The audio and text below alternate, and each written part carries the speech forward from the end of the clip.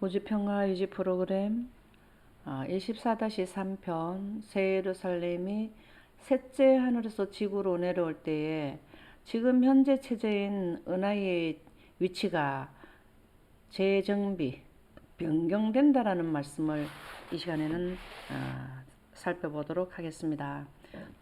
이 사건은 스가랴 6장 13절에 아버지 하나님과 아들 하나님께서 우주 태초에 아담과 하와가 선악과를 먹는 것을 보시고 영생에서 인생으로 전환된 것을 다시 원상복귀하시는 우주 대프로젝트 프로그램 구속의 대경륜을 의논하셨는데요.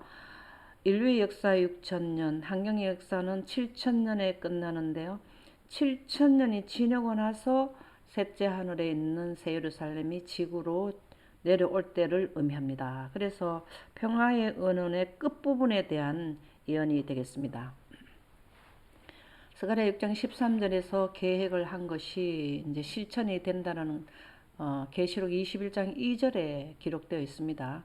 또 내가 보매 거룩한 성 새 예루살렘이 하나님께로부터 하늘에서 내려오니 그 준비한 것이 신부가 남편을 위하여 단장한 것 같더라. 거룩한 성이 하나님께로부터 셋째 하늘에서부터 지구로 내려오는데요. 그 준비한 것이 신부라 그랬습니다. 새 예루살렘은 예수님의 신부가 되겠습니다. 그래서 언제 내려오느냐를 영적인 선물 83에서 84쪽에 보면 천년 끝에라는 것은 6천년이 되는 끝에 시작점에 예수님이 재림을 하시고 천년 동안은 무적행 상태의 지구가 있고 그 다음에 7천년이 시작되면은 예수님이 내려오십니다. 이 지구로 내려오시고 7천년이 끝나는 시점에 뭘 하냐면은 악인들을 부활시키고 악인들을 모두 부활시키고 그 다음에 새 예루살렘이 이 땅에 내려오게 되는데요. 6천년 끝에 예수님께서 이제 재림을 하시고 7천년 끝에 삼림을 하시고 그 다음에 새 예루살렘이 하게 된다는 말씀이 기록되어 있습니다. 천년 끝에는 7천년 끝에 영광의 왕 예수님께서 번개와 같이 빛난 옷을 입고 거룩한 도시로부터 부활 후에 승천하셨던 똑같은 산 감난산 위에 내려오신다. 예수님이 재림하실 때는 발이 공중에까지 오셨고요. 예수님이 그 다음에 예수님이 삼림 때는 새 예루살렘이 감난산에 내려오게 됩니다. 그분의 발이 산에 닿자 무너져 내려 거대한 평지가 되었고 인간의 범죄에 들어 올려져 하나님의 낙원. 인간의 범죄라는 것은 아담과 하와가 선악과를 먹고 난 후에 노아 홍수가 났습니다. 노아 홍수가 나게 한 원인을 제공한 것이 에덴 동산이 되겠는데요. 이 에덴 동산 위에다가 거룩한 도성을 약 1800년 동안 예수님께서 승천하셔서 삼림하시기 전에 승천하셔서 약 1800년 동안에 준비를 하셨습니다. 이제 그것은 땅에서 사라질 때보다 더 아름답고 영광스럽게 꾸며져 내려왔다. 새 예루살렘이 이제 다 짓고 나면은 2300주야 끝나는 1844년이 되게 되는데요. 하나님의 도성이 내려오고 그것을 위하여 마련된 거대한 평지에 정착한다. 새 예루살렘이 감난산에 내려오게 된다라는 말씀이 되겠습니다. 악인이 심판 뒤에 악인을 심판 후 재림 후죠. 재림하게 되면 악인들은 다 죽죠. 그 다음에 삼림하시고 나서 새 예루살렘이 하강을 하게 된다라는 말씀이 되겠습니다. 초기문집 291쪽에 보면 죽은 악인들이 심판을 받은 후 재림되죠. 1000년 후에 예수께서 도성을 떠나셨으며 성도들과 천군들이 그 뒤를 따랐다. 예수님이 삼림하실 때는 재림할 때 데리고 간 의인들과 함께 그리고 천사들이 예수님 뒤를 따르게 된다. 예수께서 큰 산에 내려오셨으며 거대한 평지가 되었다.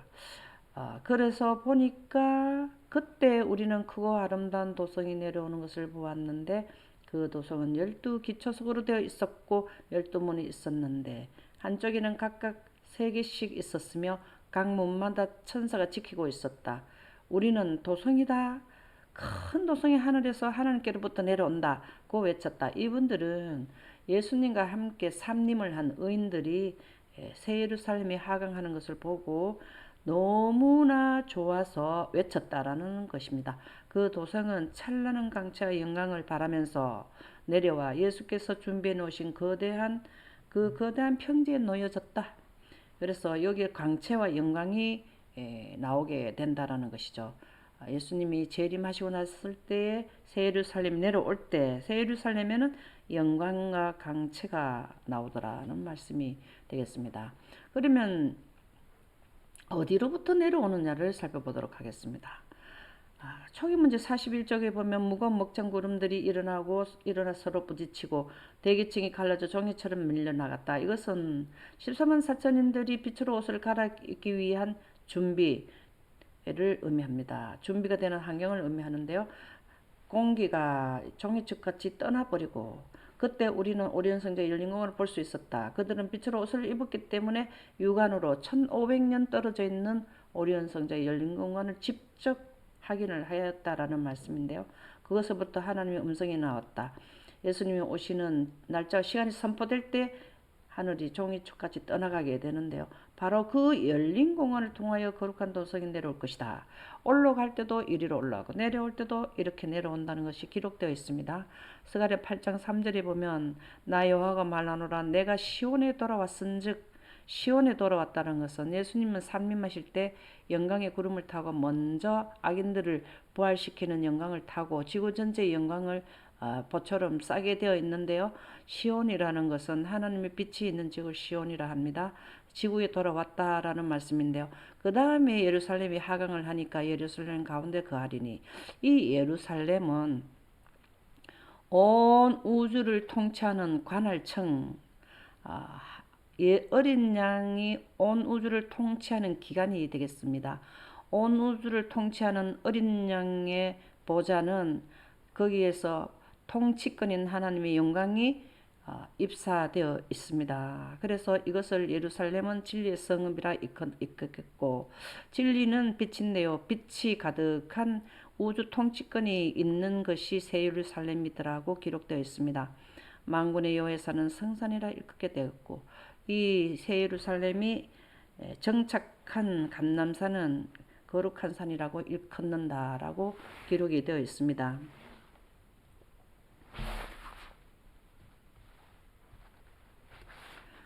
그러면 새 예루살렘의 크기를 살펴보도록 하겠습니다.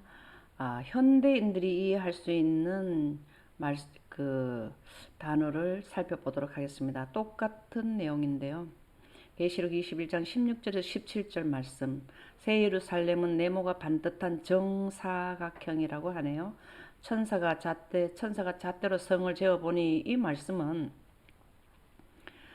천사들이 약 1800년 동안 예수님이 승천하시고 가실 때에 내가 가서 처소를 예비하면 너희를 나 있는 곳에 처소가 예비되면 다시 와서 처소에 데려가겠다라는 말씀을 해 주셨습니다. 부활하시고 승천하셨을 때 재림할 때 이 성을 완성시켜 놓고 너희들을 데리러 오겠다라는 말씀이 영감의 교훈에는 성경 말씀에 기록되어 있는데요. 이때 이 성을 직접 지으신 분들은 천사들이고 이 성을 계획하고 구획하고 설계하신 분은 하나님이신데요. 함께 새 예루살렘을 건축하셨습니다. 그래서 천사의 잣대로 성을 재어보니 길이와 폭과 높이가 다 같이 약 2200km였고 성벽 두께는 약 65m였다. 천사가 이렇게 측량은 한 단위가 바로 스타디온 규빗 이렇게 나오지만 현대인들이 사람이 단위로 이렇게 킬로미터 미터라는 거는 같다라는 것, 측량 기준에 의한 것이다. 같은 맥락이라는 것인데요. 그러면 성벽부터 살펴보는데 이 성벽은 144규빗이라 했는데 1규빗은 팔꿈치에서 가운데 손가락까지의 길이가 약 사람에 따라서 틀리기 때문에 45에서 56cm라고 나온다 합니다. 그러면 45cm 곱하기 144를 하면은 64.5가 나오거든요. 46으로 하면 이거보다 조금 더 높죠. 그래서 이것을 하게 되면 약 65m 전후가 된다라는 말씀이 되겠습니다. 정방향 그 정사각형 예루살렘의 크기는 1스다디온은 185m. 그런데 12,000 스다디온이기 때문에 현대인들이 이해하려면 2220km가 된다라는 말씀이 되겠습니다. 그래서 예루살렘의 크기를 살펴보았고요. 새 예루살렘을 천사들이 우리를 위해서 오랜 시간 동안 건축을 하셨습니다. 그러면 그 건축 재료, 천사들이 새 예루살렘을 건축했을 때 그 재료는 무엇이냐를 기록이 되어 있는 것이 계시록 21장 18절에서 20절에 기록되어 있습니다. 성벽은 벽옥이라고 합니다. 그 성은 정금인데 맑은 유리 같더라. 성 전체는 정금 같다라고 했습니다. 정금은 아주 그 순수 정금은 투명하다라는 것을 의미하게 되는데요. 그 성의 성벽은 기초성은 각색 보석으로 꾸몄는데 보석은 벽옥, 남보석, 옥수, 녹보석, 홍만호, 홍보석, 항옥, 노곡, 단망옥, 비치옥, 청옥, 자수정 이렇게 12가지로 나오게 됩니다. 그래서 이것을 보석으로 재료는 쓰게 되었다라는 말씀인데 좀 더 상세도를 보도록 하겠습니다. 편지 94.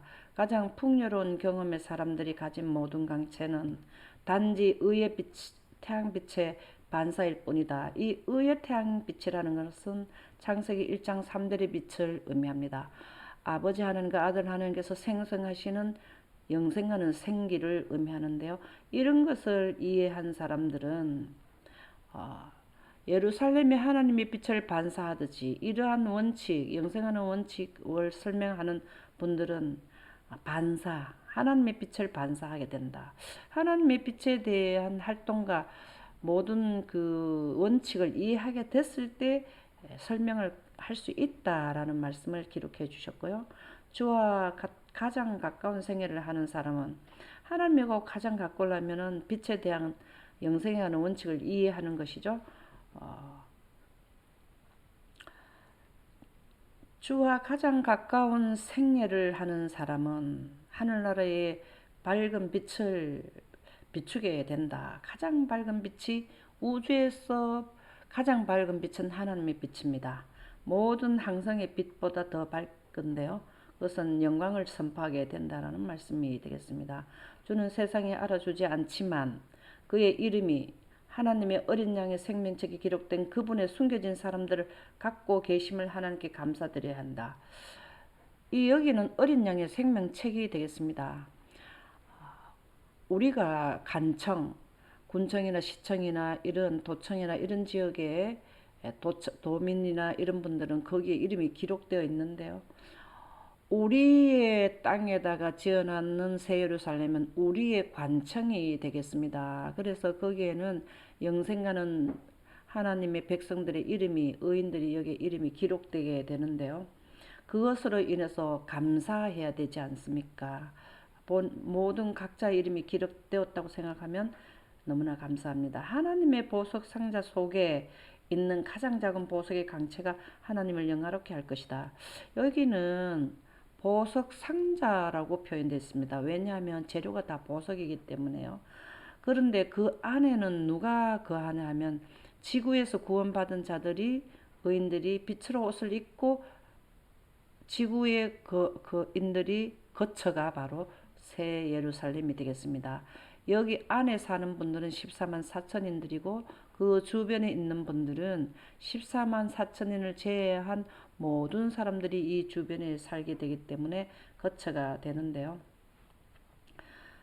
그래서 사람 하나하나마다 빛의 옷을 입었기 때문에 작은 보석은 의인들을 의미합니다. 그래서 하나님을 영화롭게 할 것이고 이 세상에 사는 동안에 지금 인류의 6천년 기간에 별로 존경을 받지 못하는 것 같이 보이는 사람들에게 인정을 받지 못하고 인지도가 없는 사람들이 많이 있지만 그 중에서 작은 보석이 되는 이 하나님의 영광을 이해한 자들이 주께서는 그를 섬기는 사람들을 보고 계신다. 계속해서 주시하시고 보호하시고 인도하시며 그들의 삶을 지켜보신다라고 기록이 되어 있습니다. 그래서 이 12가지의 보석은 하나님의 영광을 의미한다라는 것입니다. 계시록 21장 10절에서 11절에 보면은 하늘에서 내려오는 거룩한 성 예루살렘을 보이니 이 사도 요한은 영광 가운데서 가고 현재 미래를 보는데 지금으로부터 약 2000년 전에 이런 현상을 먼저 미래를 이끌어서 보게 되었죠. 하나님의 영광이 있음에 그 성의 빛이 지극히 귀한 보석 같고 벽옥과 수정은 크리스탈리조입니다. 아주 맑더라는 겁니다. 거기에 하나님의 빛이 들어갔을 때에 빛의 삼원색이 빨강, 초록, 기본 삼색이 파랑인데요. 보석에 투과되었을 때에 파장의 비율에 의해서 12가지 색깔이 나타나게 되었다라는 것은 하나님의 영광이 있음에라는 것을 로 이해할 수 있습니다. 그래서 하나님의 영광이 여기에 입사되었다. 그러면 보석하는데 보석은 도대체 그 출처가 어딘지를 한번 살펴보겠습니다. 보석과 돌의 관계를 본다 하면은요, 돌은 여러 강물이 모여 형성된 덩어리. 이 강물은 돌을 이루는 기본 성분이고 특정 화학 조성과 결정 구조를 가졌다. 특정한 구조를 가진 것이 바로 강물인데요. 여러 강물이 모여 형성된 덩어리가 돌이랍니다. 지구 지각을 이루는 기본 단위. 지구 지각을 이루는 지구의 지각은 사람으로 말하면 뼈인데요. 아주 단단해야 되니까 특정 화학 조성과 결정 구조를 가졌는 것이 돌의 일부가 강물이라는 것입니다. 그러면 보석은 또 무엇입니까? 보석은 이러한 특정 화학 조성과 결정을 가진 구조를 가진 강물 중에서도 더 투명하고 색깔과 광택과 희귀성, 내구성이 뛰어난 것을 뭐라 하냐면 보석이라 한다. 그래서 보석은 돌 속에서 발견되는 특정 강물이 보석입니다. 모든 돌이 보석은 아니지만 보석은 결국 돌과 강물의 일부가 보석이라는 거죠. 아주 재질이 뛰어난 것을 보석이라고 한다.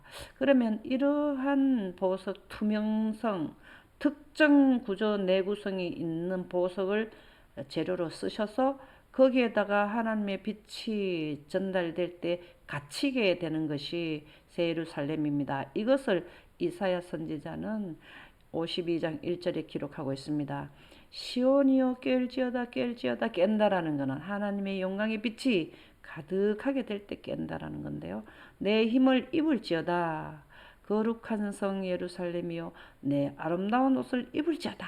이 아름다운 옷이 바로 채색 옷입니다. 한국 사람들이 고전으로 결혼식을 할 때는 색동옷을 입었는데요. 아름다운 채색 옷을 입고 결혼을 했는데요. 그것은 하나님의 영광을 상징한다라고 볼 수 있습니다. 조상들이 잃어버린 하나님의 영광의 옷을 그리워하면서 옷으로 표현을 하게 되었다라고 볼 수 있습니다. 이제부터 할례 받지 않은 자와 부정한 자가 다시는 내게로 들어옴이 없을 것이라. 아담과 하와처럼 하나님의 영광을 빛을 등지면은 그런 자들은 새 예루살렘에 들어올 수 없다라는 것입니다. 그래서 아름다운 옷을 입은 빛의 옷을 입은 자만이 새 예루살렘에 아름다운 빛이 있는 새 예루살렘에 갈 수 있다라는 말씀이 되겠는데요. 그래서 하나님의 보좌에 있는 영광은 사실은 가시강선 이 영광은 무지개가 되겠습니다. 무지개이면서도 또 무지개는 7가지 색깔로 나타나는데요. 이것을 7영, 영은 성령인데요. 성령이나 영이나 원어로는 퓨뉴마로 표기가 되는데 생기, 하나님의 창세기 1장 3절의 빛을 의미합니다. 이 빛이 프리즘을 통과하면 빨주노초 파남보 7가지 색깔이 나오는데 이 프리즘 역할을 하는 투명한 보석이 빛이 통과될 때는 삼원색의 조합으로서 무지개는 7가지 색깔이지만 여기서는 12가지 색깔로 나타났다. 그래서 에스겔서 1장 28절에 보면 하나님의 보좌의 사방 동서남북 어라운드에는 나오는 강체의 모양은 무지개더라는 겁니다. 비 온 날 구름에 있는 무지개 같고 하나님의 보좌는 물인데요. 하나님은 빛 자체이시기 때문에 앉으면 보좌의 앞에는 하나님의 보좌 앞에는 무지개 7영이 나타나게 되는데 이것은 여호와의 영광의 형상의 모양이다. 그렇게 표기가 되고 있습니다. 그러면 계시록 4장 1절에 보면 하나님은 보좌 앞에는 비 온 날 무지개 같다 그랬는데요. 또 7등불이 있다 그랬습니다. 이거는 등불은 불을 켜게 되는 건데 바로 무지개를 의미하고 하나님의 빛의 가시광선인 영광을 의미합니다. 그래서 7등불이라는 것은 바로 7영이 되는데요. 이것은 하나님의 빛의 가시광선인 무지개라고 표현을 하고 있습니다. 계시록 5장 6절에 보면은 이 세상을 보는 눈은 가시광선으로 우리가 세상을 보는데요. 하나님께서도 하나님의 보좌에서 온 땅, 온 우주를, 온 지구를 살펴볼 때는 하나님의 7영으로 하나님의 무지개 가시광선인 7눈, 7영은 바로 7눈, 세상을 보는 눈이 바로 하나님의 영광인 무지개 7영이 된다고 기록되어 있습니다. 그래서 7눈이 7영인 7등불인 무지개인 하나님의 영광이 어린 양의 보좌에 기념되어 있다. 입사되어 있다라고 볼 수 있습니다. 그러면 빛의 삼원색은 빨강, 초록, 파랑인데요. 이것이 아름답게 새 예루살렘에 채색되어 있다는 것을 한 번 더 살펴보는데 계시록 21장 11절에 보면 여기에 영광이 있음에 귀한 보석 같고 그 성의 빛이 지극히 귀한 보석 같고 벽옥과 수정같이 맑더라라고 나오는 이 수정같이 맑은데 하나님의 빛이 투과돼서 나타나는 그 삼원색의 조합에 의해서 나타나는 것을 다이아몬드를 통해서 우리가 이해를 돕도록 살펴보도록 하겠습니다. 다이아몬드는 굴절율이 매우 크기 때문에 다이아몬드에 입사된 빛은 전반사 현상이 심하게 일어나 빛이 다이아몬드 안에서 빠져나오지 못하고 전반사의 전반사를 거쳐서 조그만 양의 빛이 들어가더라도 반짝거리게 된다. 이 빛이 들어오면은 굴절율이 매우 커서 여기에서 다시 전반사되고 또 전반사되고 계속해서 전반사의 전반사를 거쳐서 빛이 갇혀서 우리가 다이아몬드를 보면은 아주 아름답고 정말 뭐라고 표현할 수 없는 것을 우리에게 전달하는데요. 작은 반지 다이아몬드도 이르는데 2220km 정사각형의 벽에 65m에다가 하나님의 빛이 이 다이아몬드의 빛은 우리가 태양빛으로 보지만 여기는 하나님의 빛이 입사되어서 반사되어 나오는 것을 보게 되면은 얼마나 아름답겠습니까? 그래서 빛의 삼원색으로 채색되어 있는 아름다움을 이사야 선지자는 먼저 보시고 기록을 54장 10절에서 11절에 기록하고 있는데요. 산들이 떠나면 언덕들은 옮겨질지라도 나의 자비는 내게서 떠나지 아니하고 산들이 떠나고 언덕들이 옮겨질 때는 예수님이 재림하실 때에 7째 재앙에 되었다 하게 되면은 이런 현상이 일어나는데요. 이 땅은 문제가 일어나도 하나님의 평화의 언약은 스가랴 6장 14장의 화평의 언약이나 평화의 언약은 절대 흔들리지 아니한다. 그 계획대로 한치의 오차 없이 예언을 성취시키신다는 말씀이 기록되어 있습니다. 그것이 예언 중에서도 마지막 한경에 끝나는 부분인 새 예루살렘도 마찬가지라는 거죠. 너를 긍휼히 여기시는 여호와의 말씀이라 여호와께서 말씀하셨느니라. 너 공고하고 강풍에 요동하며 안위를 못한 자요. 이 지구에 지금 현재 살고 있는 우리 인류는 평안하지를 않습니다. 계속 전쟁이 일어나고 질병, 노화 이런 것이 있는 지역인데요. 그러나 보라, 내가 화려한 채색으로 내 돌 사이에 더하여. 화려한 채색은 하나님의 가시강선 삼원색의 조합으로 내 돌 사이라는 것은 12가지 보석으로 표현되는 건축물 재료에다가 색을 더해서 넣어서 청옥으로 내 기초를 쌓으며, 여기는 더하여 한다는 것은 전반사의 전반사를 일으키는 것을 말하죠. 청옥으로 기초를 쌓으며 홍보석으로 내 성벽을 지으며 석류석으로 내 성문을 만들고 내 지경을 보석으로 꾸밀 것이며, 이 보석으로 꾸며야 빛이 갇히게 되기 때문에 거기에서 새 예루살렘은 하나님의 영광을 뿜어져 내게 됩니다. 새 예루살렘은 삼원색의 조합으로는 이렇게 컬러풀하게 나오지만 또 흰돌이라고도 표현을 합니다. 새 예루살렘은 흰돌이라고 하는데요. 빛의 삼원색을 합하게 되면 이렇게 흰색이 됩니다. 그 흰색을 프리즘이나 이렇게 유리나 물에다가 보석이나 통과시키면 삼원색이 나오게 됩니다. 삼원색의 조합이 나오게 됩니다. 그래서 계시록 2장 17절에 보면은 이기는 자라는 것은 빛으로 옷을 입는 자는 사망과 질병에서 이기게 되는데요. 흰돌을 준다는 것은 새 예루살렘에 들어갈 수 있게 해준다라는 말씀이 되겠습니다. 그 돌 위에 새 이름을 기록한 것이 있나니, 이것은 인류의 영생자들에게 있어서 간청이 되겠는데 거기에 각자의 이름을 기록해 둔다라는 것이죠. 받는 자밖에 그 이름을 알 사람이 없다. 하늘나라에 가면 나의 이름이 하늘나라에서 명칭되는 이름으로 기록이 되어 있다라는 것이죠.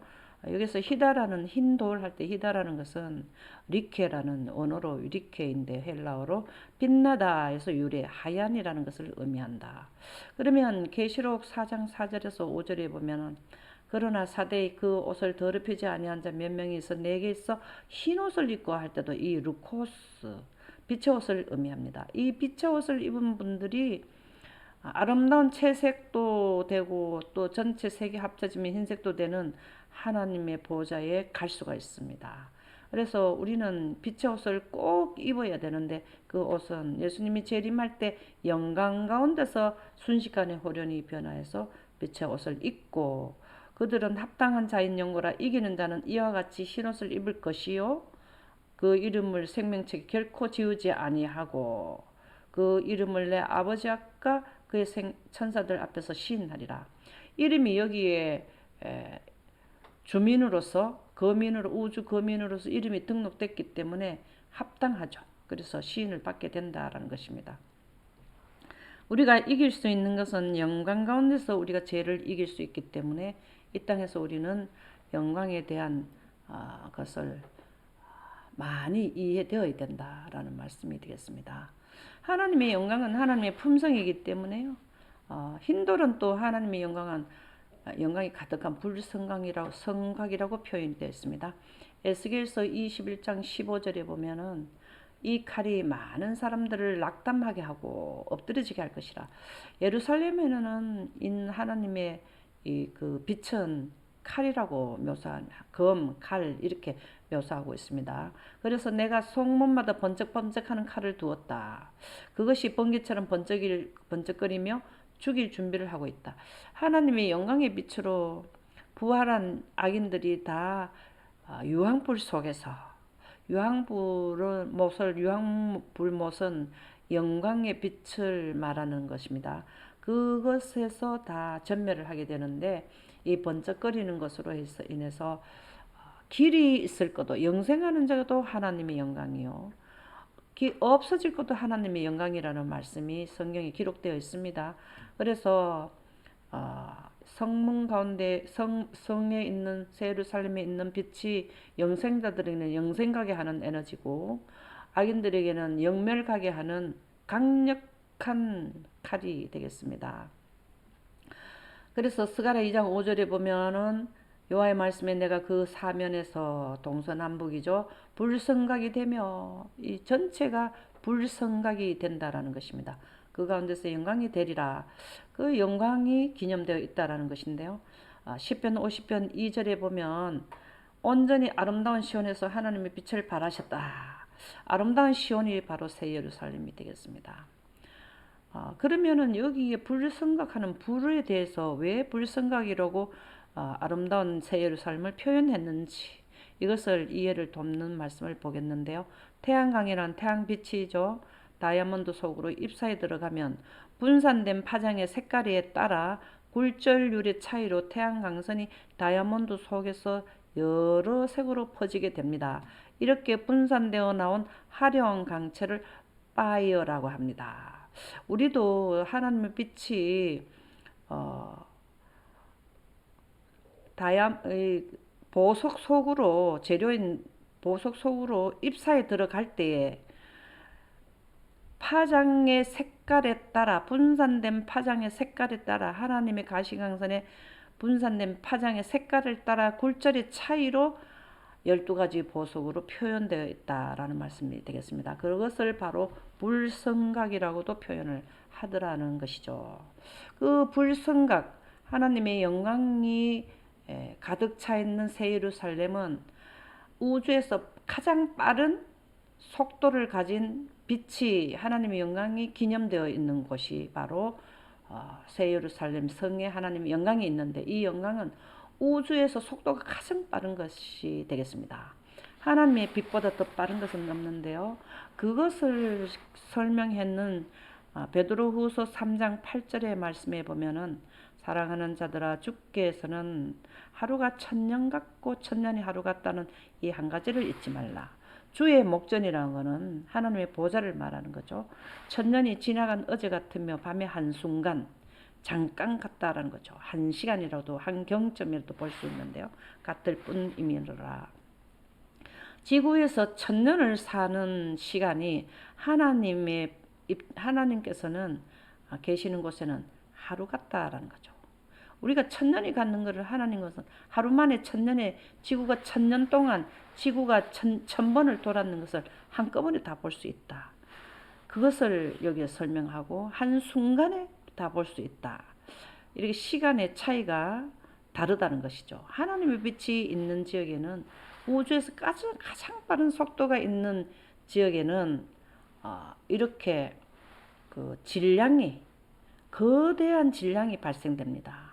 질량은 중력을 발생하게 되는데요. 질량이 증가하면 중력이 증가하게 되는 이러한 것이 되는데요. 그것을 우리가 과학자들의 설명을 한번 통해서 이해를 도와보도록 하겠습니다. 제 속도였다.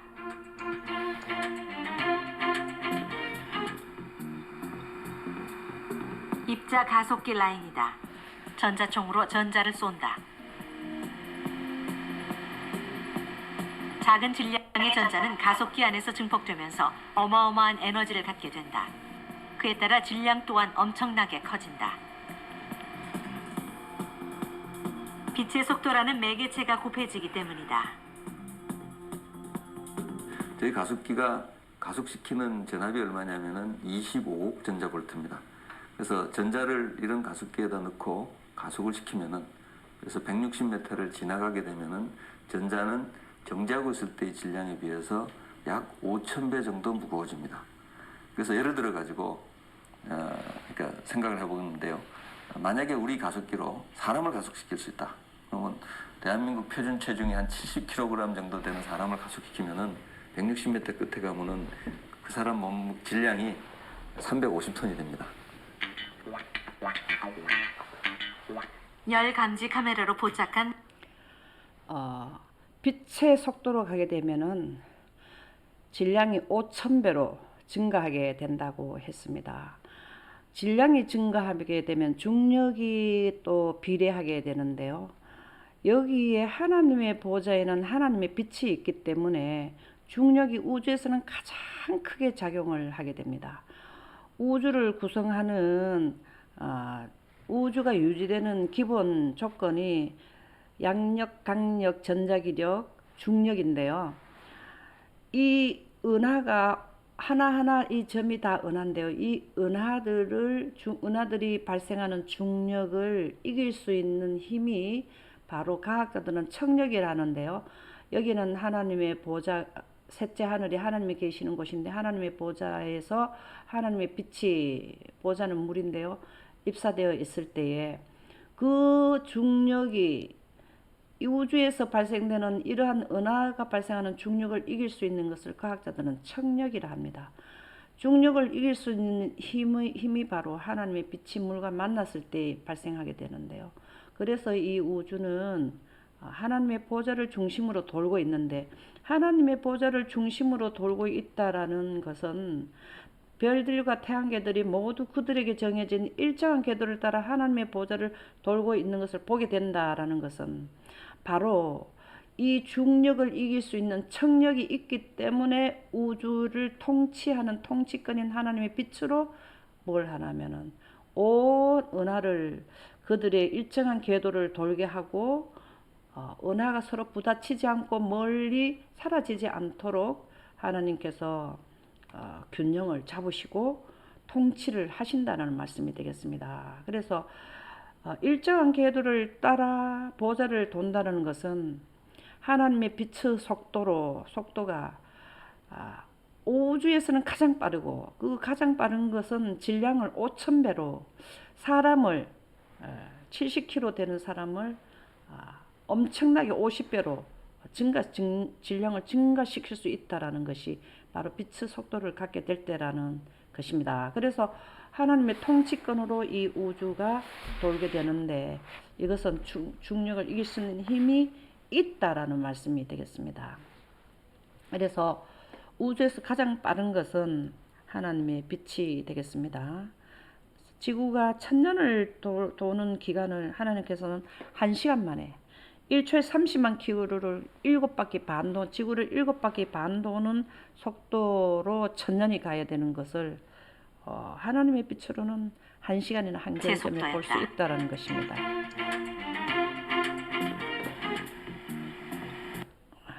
그러면은 여기에서 우주에서 가장 빠른 속도로 날아가는 두루마리,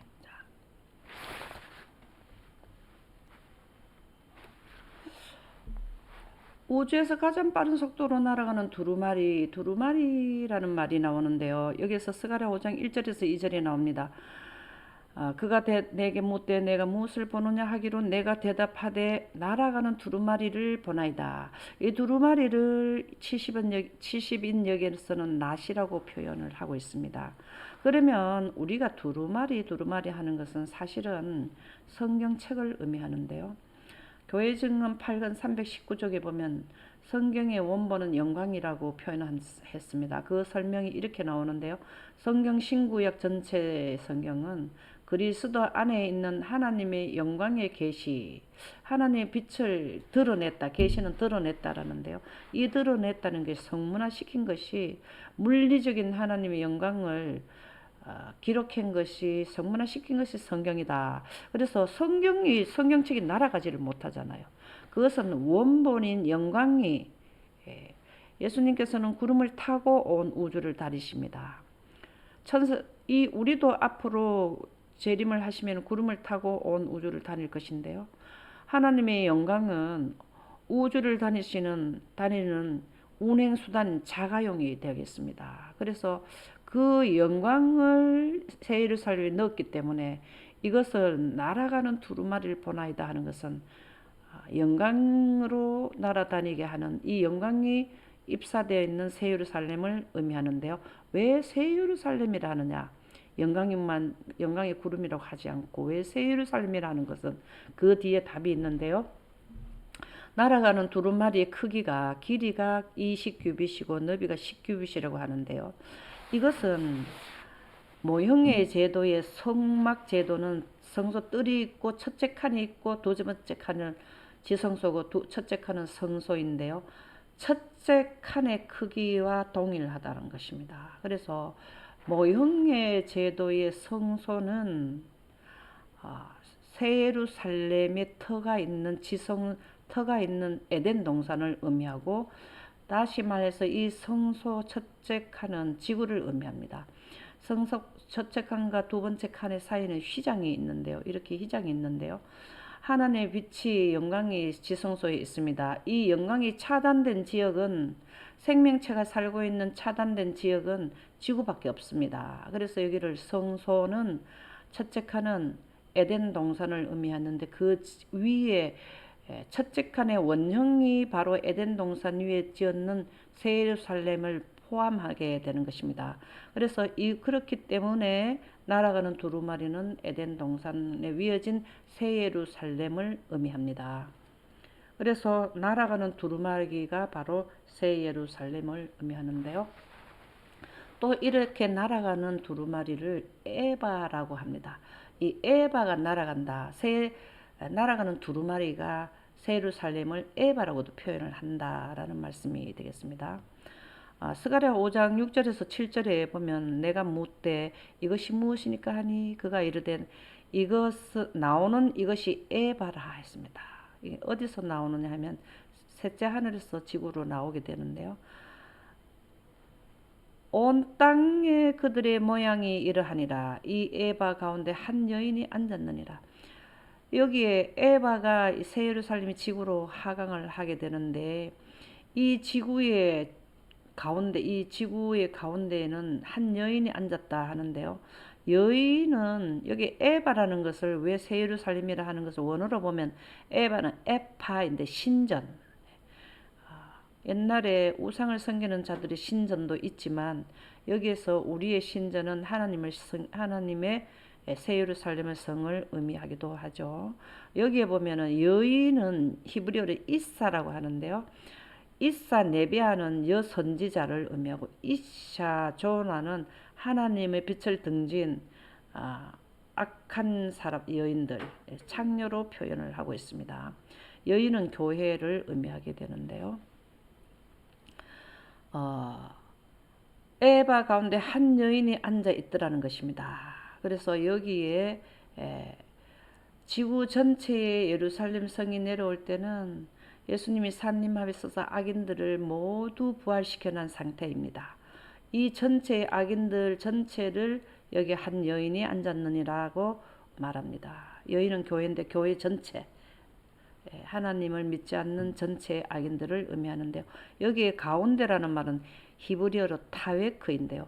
중앙 한가운데 창세기 9장 21절에는 이런 내용이 있습니다.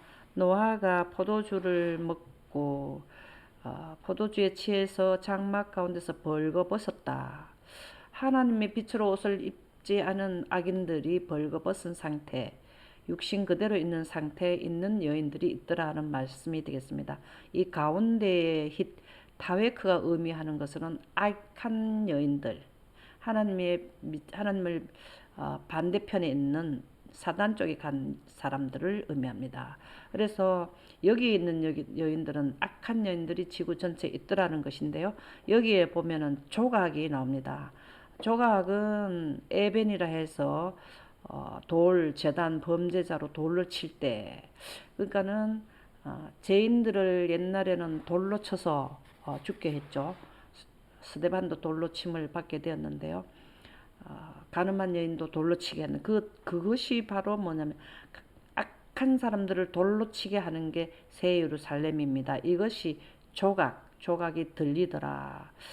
들리더라는 것은 히브리어로 나사, 제거하다, 가져가다, 나르다, 날아왔다라는 것이죠. 셋째 하늘에서 악인들을 처치할 그것이 날아왔더라라는 말씀이 되겠습니다.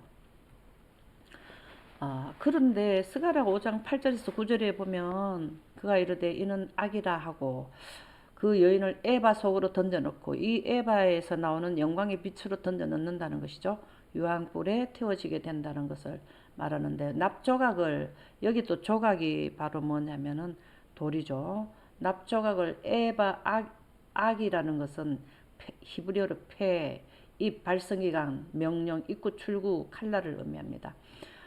새 예루살렘의 12문 이 전체에다가 나오는 빛으로 가지고 다 악인들을 덮어버렸다. 덮더라는 말씀이 히브리어로 샬라크인데요. 내던지다. 여인이 더 이상 활동을 못하게 함을 의미한다. 여인이 더 이상 악한 여인들이 다 뭘 하냐면은 활동을 못하게 한다는 건 다 죽게 된다라는 말씀이 되겠습니다.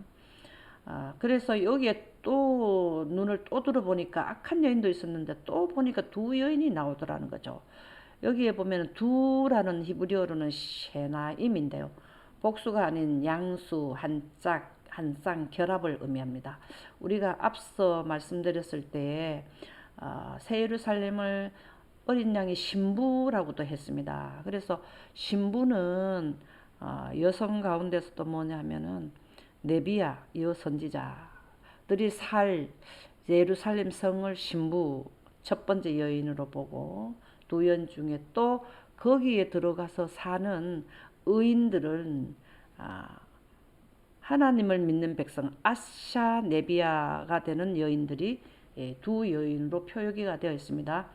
학의 날개 같은 날개가 있고 학이라는 것은 히브리어로 하시다.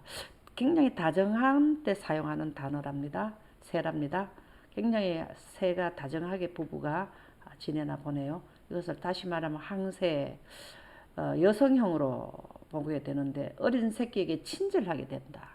새 예루살렘은 의인들을 영원으로 가게 하는데 관청이 되지 않습니까?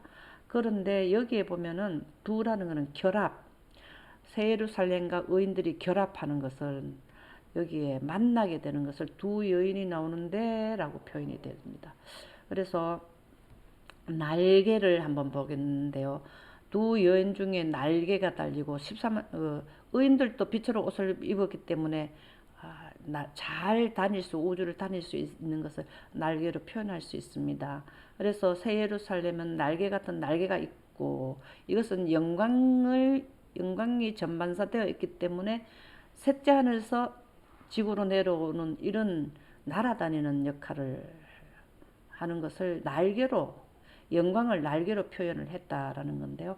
여기 날개라는 건 히브리어로 카나프, 말단 끝, 7,000년 인류 환경 끝부분에 독수리 날개로 업어 출애굽에서 이스라엘 백성들을 데리고 나올 때 성경 말씀에 독수리 날개라는 표현이 업어서 데리고 나왔다는 표현이 있는데요. 예수님도 은미달기 병아리를 품듯이 내가 언제까지 너희를 품겠느냐 하는 성경 말씀이 나오는데 그때 날개라는 말이 바로 히브리어로 카나프입니다. 이렇게 해서 우주 지구 시간 환경 끝부분에 이런 현상이 나타난다는 것입니다. 새 예루살렘이 하강을 하게 되는데요. 그 날개는 또 바람이 있더라는 거예요. 이 바람은 히브리어로 루아흐입니다. 이것은 생기, 영, 하나님의 빛, 숨쉬다, 불다에서 유래했다. 히브리어는 루아흐, 헬라어로는 또 같은 내용이죠. 성경, 숨, 그 다음에 생기, 이렇게 히브리어로는 루아흐 이렇게 나오게 됩니다. 그 다음에 천이라는 것은 샤마임, 이것은 하늘, 창공을 의미하고요. 여기에 하늘에서 내려오고 또 지라 하는 것은 히브리어로 천지 사이에 이렇게 히브리어로 에레츠, 지구 땅 육지를 말하는데 들었기로 히브리어로 나사, 나르다, 날아오더라는 것입니다. 하늘에서 내려오더라는 것을 이렇게 표현하고 있습니다. 그래서 날아가는 두루마리는 에바로 표현했는데 지구로 향해서 날아오는데 거기에는 악한 여인이 있고 두 여인 예루살렘과 의인들이 나타나더라는 것입니다. 그러면 날아가는 두루마리로 인해서 이렇게 지구로 향하게 될 때에 어떤 현상이 일어나느냐? 우주 지도가 변경이 됩니다. 여기에서 보면은 점점 하나하나가 은한데요. 지금은 여기에 현재 시스템은 셋째 하늘이 여기에 있고 여기에 하나님의 우주 통치권이는 청력의 힘이 되는 청력의 하나님의 빛이 우주 통치권이 있습니다. 그럴 때는 여기에서 계속해서 뭘 하나 하면은 하나님의 보좌를 돌고 있는데요. 날아가는 두루마리 이 에바가 새 예루살렘이 셋째 하늘에서 오리온 성자 열린 공을 통해서 지구로 내려오게 되면 새 예루살렘의 하나님의 영광이 청력이 풀 가득 차 있기 때문에 지금 여기를 중심으로 돌던 은하가 새 예루살렘이 하강해서 지구로 내려오는 그 위치에 따라서 우주에 있는 은하가 위치가 변경이 돼서 우주 지도가 바뀌게 됩니다. 그것을 승리하는 그리스도 129쪽에 기록되어 있는데요. 제가 세상에 들어온 후 에덴은 하늘로 올라졌다. 선악과 먹고 난 뒤에 홍수가 날 때 올라갔죠. 하나님께서는 그 동산이 죄의 저주의 흔적들을 지니도록 허락하지 않으실 것이다. 죄의 저주와 흔적이 없어지는 것은 하나님의 영광이 들어오면은 죽음이 물러가고 하나님의 영광이 물러가면 죽음이 들어오게 되는 겁니다. 그래서 여기에 영광이 가득 차 있기 때문에 죄는 절대로 들어오지 못하게 돼 있다는 것이죠. 저 사랑스러운 동산을 바라보는 모세의 얼굴에 기쁨이 역력했다. 이러한 것을 누가 빛 가운데서 보았냐면은 모세가 영광 가운데서 과거, 현재, 미래 새 예루살렘 하강하는 것을 보았다는 거죠. 그러나 하나님의 종은 훨씬 더 멀리 보도록 인도되었다. 새 예루살렘에 하강하고 나서 그는 불로 전격되고 지구 전체가 유황불 못이 되어서 온갖 죄의 흔적들과 온갖 저주의 자취들이 제거되고 세신되어서 이 말씀은 모든 악한 사단과 악인들이 다 유황불에 제거된다는 것까지 봤다는 거죠. 성도들이 영원 무궁토록 소유하도록 주어진 새 땅도 봤다. 새하늘과 새 땅도 보았다라는 말씀이 기록되어 있습니다. 스가랴 4장 10절에도 이렇게 하강을 하는 이 일이 작은 일의 날이라고 멸시하는 자가 누구냐? 새 예루살렘이 이렇게 내려오는 것을 무시하는 자가 누구냐? 사람들이 수룹바벨의 손에 다림줄이 있음을 보고 기뻐하리라. 수룹바벨은 무너진 솔로몬의 성전을 재건하신 분인데요. 예수님은 무너진 지구에 새 예루살렘을 건설해서 새로 세우시는 분입니다. 그것이 이 일곱은 온 세상에 두루 다니는 여호와의 눈이라 하니라. 일곱 눈은 하나님의 일곱 영인 하나님의 영광 무지개를 의미하는데요. 그것으로 새 예루살렘을 건설하게 되는데 그 건설해 놓으신 새 예루살렘이 지구로 하강을 하게 될 때에 지금 현재 위치에서 서서히 우주 지도가 재개편된다는 것이죠. 예루살렘에 입력된 중력을 이길 수 있는 청력에 의해서 은하들이 위치 변경을 하게 된다라는 말씀이 되겠습니다. 그래서 날아가는 두루마리에 의해서 새 예루살렘에서 우주는 지도가 재개편되고 지금은 셋째 하늘을 중심으로 되어 있지만 앞으로는 지구가 셋째 하늘의 역할 중심이 되어서 우주가 지구를 향해서 돌게 된다는 것이 기록되어 있습니다. 그래서 우주 지도를 왜 이렇게 하나님께서는 꼭 변경을 시켜서 새 예루살렘을 활용을 하게 되시냐 하면은 우리의 인류의 삶은 인류 역사의 인류의 삶은 6천년의 그 영상이 하나님의 보좌에서 보게 되면은 다 그대로 영상을 볼 수가 있습니다.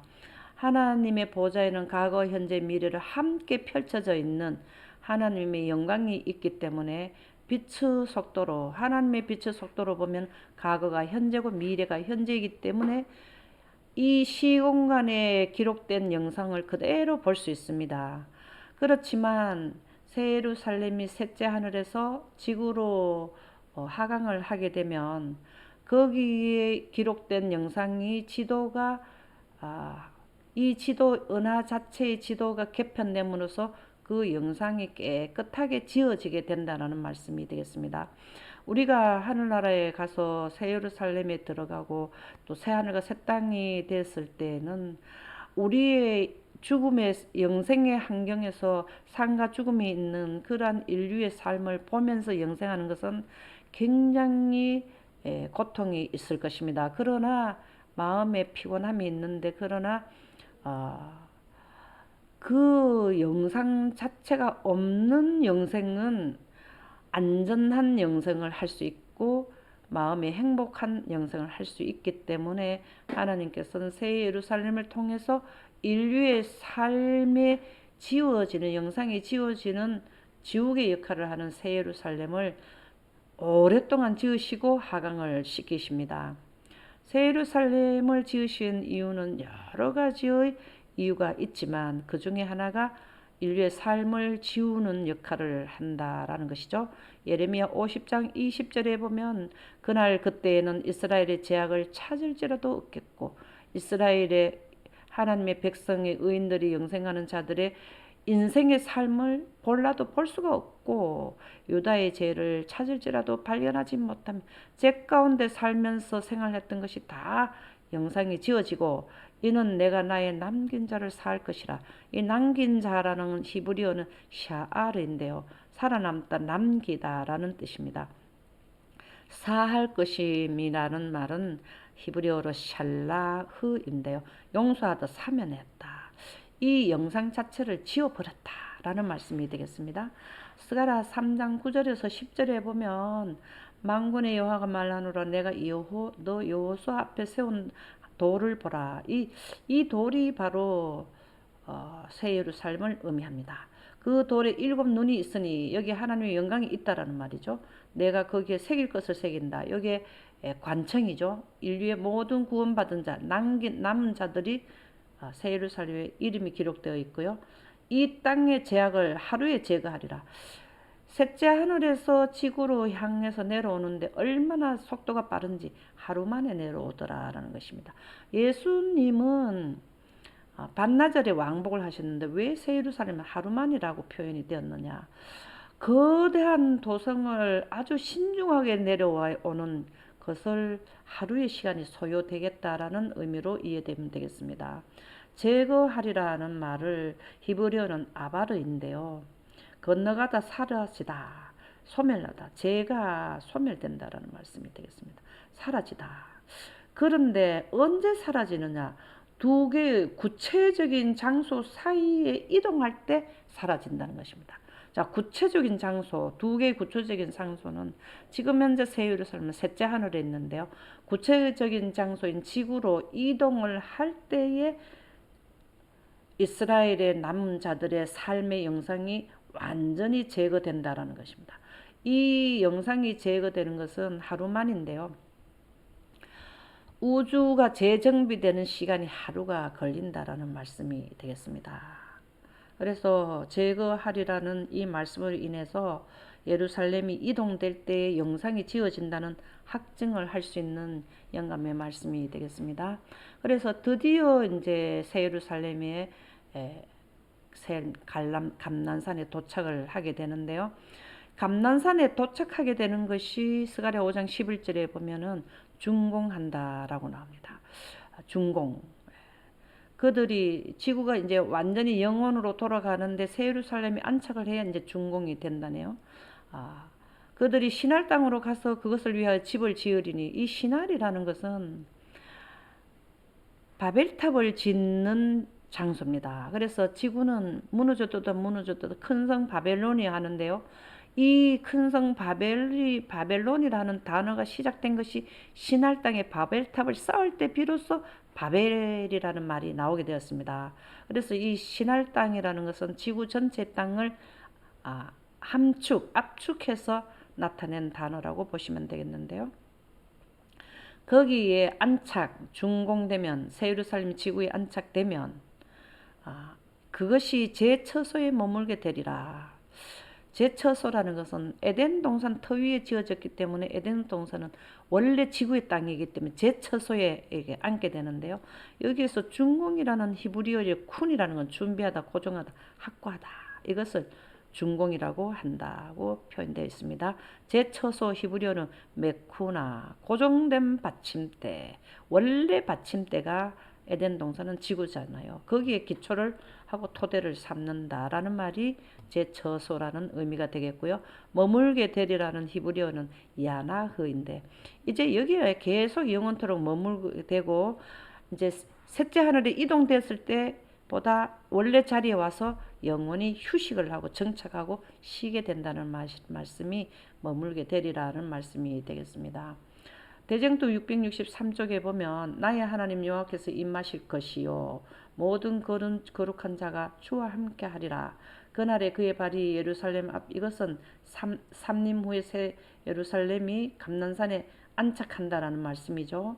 여호와께서 천하의 왕이 되시며 예수님께서 천하의 왕이 된다는 것은 우주를 새하늘과 새 땅이 만들어지면 우주를 통치하는 분이 지금은 아버지 하나님께서 하시지만 새 예루살렘에서 이제 우주가 재정비가 되고 나면은 예수님께서 통치권자로 나시게 된다라는 말씀이 되겠습니다. 그 이름이 홀로 하나이실 것이라. 예수님께서 통치하신다. 하려 찬란한 새 예루살렘 성이 하늘에서 내려올 때 그 성은 영접할 준비가 된 성결한 곳에 안착하게 된다. 이게 안착하게 되는 게 준공한다 라는 말씀이 되겠습니다. 고정되다. 그래서 새 예루살렘에 도착하는 것이 이제 지구를 준공하는 사업이 된다고 했는데요. 새 예루살렘이 하강하고 나면은 이제 하나님의 영광이 지구 전체의 못으로 지구 전체가 불못으로 되게 되는데요. 율법을 범한 악인들이 이제 끊어지게 됩니다. 교육 144쪽에 보면 내가 다시 눈을 뜬즉 날아가는 두루마리가 보이더라. 새 예루살렘이죠. 온 진면에 두루 행하는 저주라. 이 새 예루살렘에 있는 하나님의 영광이 지구 전체에 다 덮여 있죠. 무릇 도적질하는 자는 여기에 보면은 도적질하는 자가 나옵니다. 도적질하는 것은 히브리어로 가나브 있는데요. 10계명 8번째 여기에 이제 두 번째 돌 위에 있는 것이 8번째 계명에 도적질하지 말라 하는데 그 의미는 히브리어로는 가나브인데 훔치다, 몰래 취하다, 하나님의 말씀을 훔치는 것에 사용. 하나님의 말씀도 훔치는 것이 도적질하는 거랍니다. 하나님의 말씀은 성경인데 성경의 원본은 영광이고 영광은 영혼에 가게 하는 생명의 요소가 되는데요. 영광을 등지는 것이 도적질하는 것이라고 생각하시면 되겠습니다. 이 도적질하는 자는 그 이편 글대로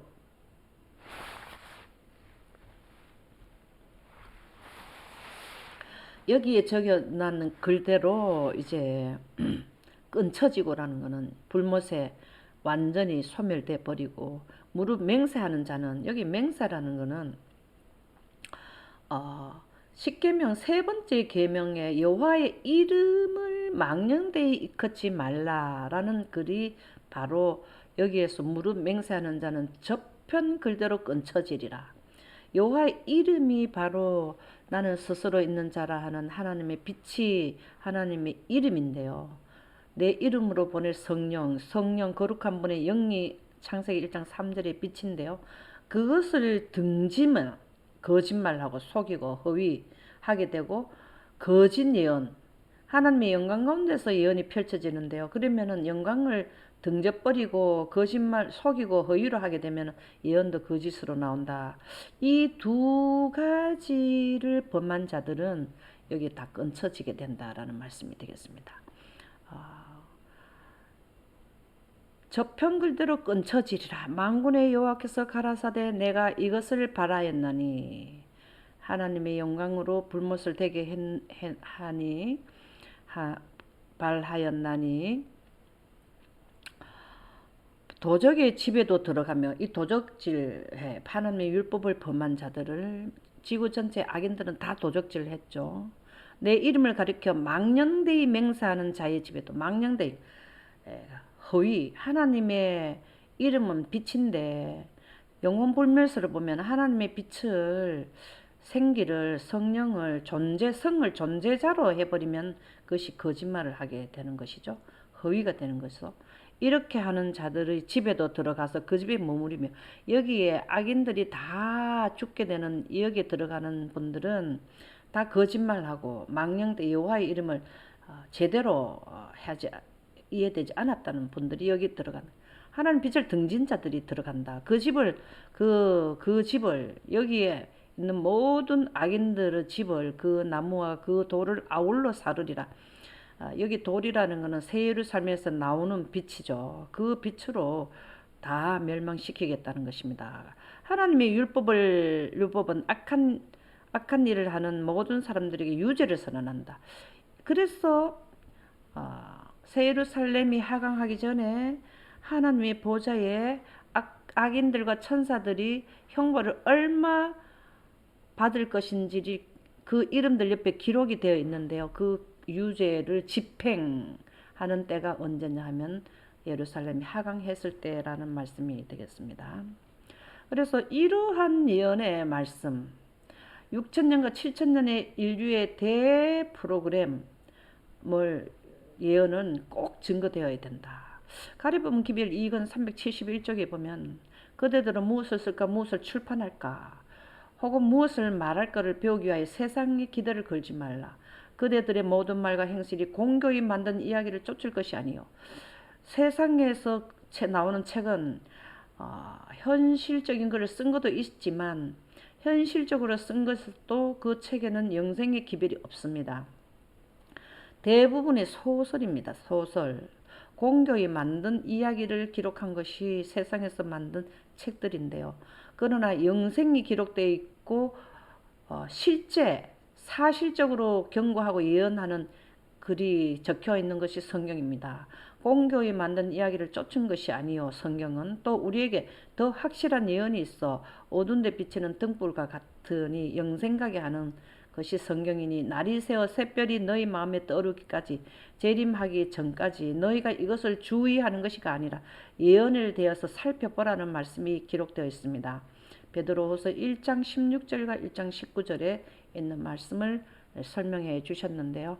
우리가 지금까지 살펴보듯이 스가랴 6장 13절에 아버지 하나님과 아들 하나님께서 우주 태초에 아담과 하와가 선악과를 먹고 영생에서 인생의 환경, 죽음이 있는 환경으로 전환된 것을 다시 원상복귀하시는 의논인 평화의 의논인 우주적인 대프로젝트 프로그램을 우리는 꼭 이해를 해서 이 말씀을 연구하고 다른 사람들에도 증거해야 된다는 말씀이 기록되어 있습니다. 이 시간에 전달해드린 새 예루살렘의 역할, 하나님의 영광이 우주의 청력이 기념되는 새 예루살렘을 통해서 하강할 때 우리의 인류의 역사에 제약의 삶의 영상이 지워지고 새 예루살렘이 겟세마네 동산에 도착하게 된다라는 감난산에 도착하게 된다는 말씀을 살펴보았습니다. 24-4편에서는 그 영광으로 인해서 우주에서 완전히 없던 것처럼 사라지는 악한 천사와 악인들에 대한 집행 심판을 하시는 강령을 24-3편에 이어서 4편에 말씀드리도록 하겠습니다. 감사합니다.